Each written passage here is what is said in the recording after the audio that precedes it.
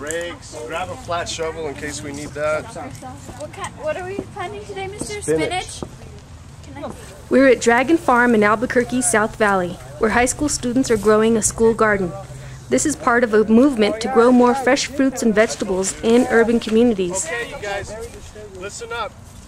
What we're going to do is, the first thing that I want you to do, let's gently remove the row cover right here so we can take a peek. Hey, is everybody current on their journals? Yep.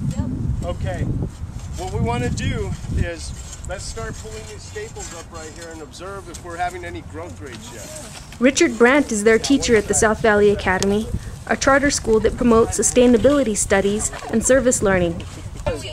It was 2 weeks ago. Does anybody recall what day that was? No. That was like on a Wednesday, wasn't it? Maybe on a Wednesday. So what I want you guys to do is we'll keep note of this.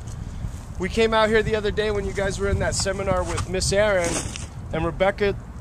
I'm sure you're keeping up on your journal, right? The South Valley has a rich agricultural history, but that tradition has been in decline over several years, at the same time that obesity rates are up due to the cheap availability of fast food and more sedentary lifestyles. Brandt and others like him aim to change that. These students are learning the process from beginning to end, from preparing the soil, to planting the seeds, to watering the plant, and harvesting and even selling their produce.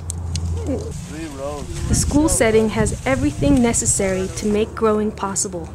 It's got good soil, water from the nearby Rio Grande River, expertise of Richard and others, plus the interested students. I take a class at South Valley Academy. It's sustainability, and we work out here on Dragon Farm. And we just, so far what we've done is we've harvested a lot of our crops, lettuce, tomatoes, and and then we go and sell them at the farmers market. And then recently we've been planting. We've planted lettuce and spinach so far, and then I think that's all that we're going to be planting so far. Luckily you have your work boots on. On this side. You got to be very careful. Watch out, it's really muddy. It started out as a kid's senior action project, and he did this research and noted that there's a high rate of obesity and diabetes in this community. And he felt that the best way to address this was to create a small farm at the school that would serve as a learning model for the kids at the school as well as the surrounding community. It operates on different levels, but it's a good way. Number one of the problems that the youth are encountering, in modern times is what I call nature deficit disorder. They spend so much time glued to TVs, video games, and computers, and they've lost that feeling to get in touch with the outdoors, with nature. So that's one of the reasons why I'm teaching this. That's what they're out there doing now? That's what they're doing right now, and as you can see, they're working as a team. It takes a while to build it up and to explain the process. Richard and others are trying to transplant some of these good growing conditions into more urban setting in Albuquerque, called the International District, where people will have to get their water from the city pipes and from their rooftops, and they'll plant in containers in their backyards. This is the first year that the produce has gone into the lunch program at the school. And I looked in the refrigerator and it looked like they ate all of the carrots this week. We had jalapenos out there for them last week, lettuce a few weeks ago. It's pretty neat though. One of my kids was interviewed by a student that wrote an article on us at the Daily Lobo, and it helps build self-esteem. Seeing it start from a seed and then progress into a plant that they can eat. But one of the students noted that it made her feel good that she was eating something that she grew. This is a section of Albuquerque called the International District. It's the city's poorest, most densely populated area. Amid the compact apartment buildings and mom-and-pop tire shops are a dozen or so community gardens springing up between the asphalt.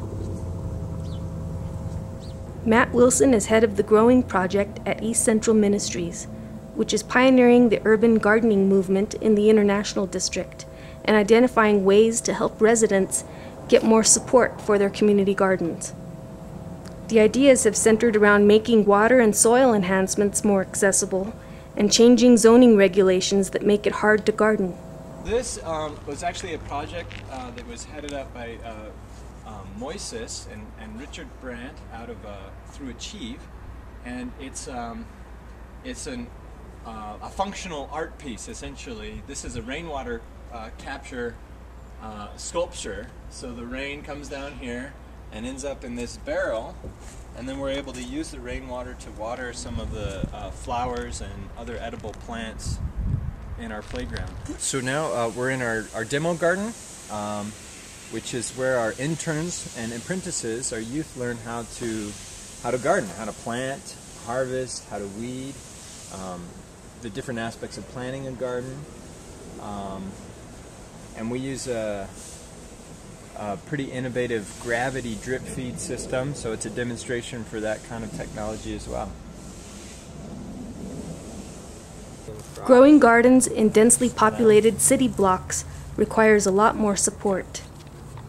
Well, I think for community gardens in particular, water is the biggest challenge. A lot of them start out on vacant lots and have to install a water meter, which we had to, and it was almost $4,000 to do that, and so that's a sizable investment at the very beginning that a lot of people maybe won't be able to do.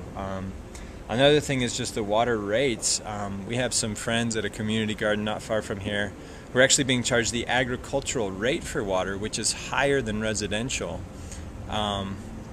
And for small community gardens, I think we can do better to help encourage people to garden and grow their own food. Yeah. So yeah, we just hauled this in with a truck and wheelbarrows and volunteer help.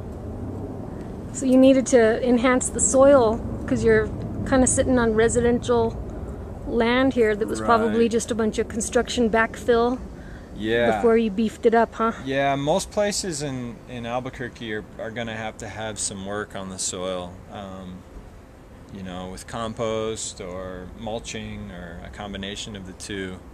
Most of our soil needs help to grow veggies here. Yeah. I was saying another policy issue is I don't know what zoning laws it was, but they wanted to put up a fence, and they couldn't use just a simple T-post, like a metal post. They had to have sort of the expensive wooden posts. Yeah. Which made it more difficult for them to do it. So I'm not. There are other policy issues that probably could be looked at as far as zoning, or even, maybe getting exemptions from homeowners associations if they have things that, some of them say you can't grow veggies in your front yard. Some of that we probably need to look at as well. Yeah. Many of these recommendations are contained in a recent City Garden Study Group report and in recommendations to the International District Sector Plan, a plan which lays out the future vision for the redevelopment of this area. Not quite ready.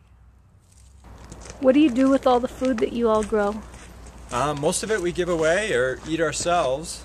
A lot of it we put in this year, so it hasn't produced yet, but we're hoping in future years that the kids will just kind of graze as they play, and that it will just be something that the community members can take advantage of.